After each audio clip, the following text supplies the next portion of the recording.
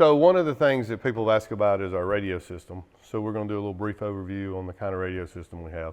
Very brief because I just play a radio technician on TV. On our trucks, we have a UHF platform that we have a frequency assigned to us for the whole country that we utilize for the hurricanes and for our construction work, and it's UHF, so it's this antenna right here. When we go on hurricanes and we're supporting Motorola, we have a 8500 series Apex radio, and it utilizes 3 other antennas. That antenna right in the middle, that big blocky looking one, that's the one that gives us GPS, so we use GPS timing on some of the radios so that the time is important on some of those P25, where it's a trunking radio, for the time signature of the radio to be accurate. And then inside of there, there's also a Wi-Fi antenna because Motorola has over-the-air programming. When we pull into our disaster recovery hurricane center, Motorola has it set up for us so that all the radios that we utilize on the hurricane can talk to the Wi-Fi, and so we don't have to put a cable on every radio to program it.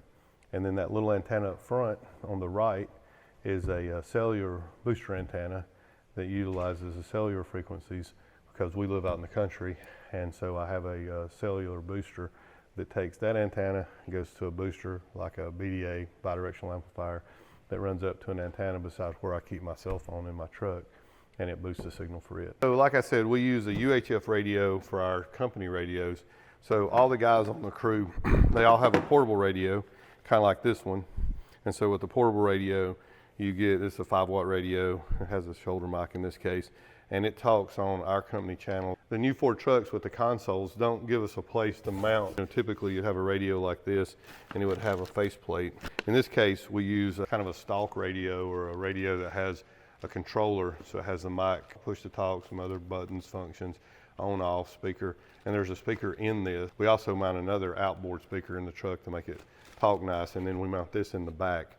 Then we use this remote cable to remote the head unit of the radio. So this is where the antenna and all the amplification happens to make the radio work. And then this is mounted up front on a stalk. And so that's how kind of our radio systems work at Parker Systems. And then we also have a couple repeaters. If you have a repeater, you talk to a really high location from the truck, the mobile, or the portable, and then it repeats the signal back out to other people, so you get a lot more coverage. So that's kind of how our radio systems work. And so one of the things we also do with our radios is, we mentioned that we do disaster recovery for Motorola, and so when we call it in theater, so people give me a hard time about that, but when we go in theater and we're using our radios to communicate, Steven set up this cool rig, and you notice it says audio recording right here, and so the little background device is a Tascam. So that's an audio recorder, a digital audio recorder. And so what that does is it allows us to get the radio transmissions. And so last year, when we went on the hurricane, Steven had this rig set up, and it allowed us, he'll link the video here, but it allowed us to bring you guys along with us so that you could get the audio. Hey Parker, what's the runtime on those batteries as is? I'm thinking only like 2 or 3 hours. So an example is that instead of hearing the audio through my mic, he's going to put the audio that I'm talking here on, and you can hear it on the radio, so you could hear the radio transmission between all of the guys on the crew.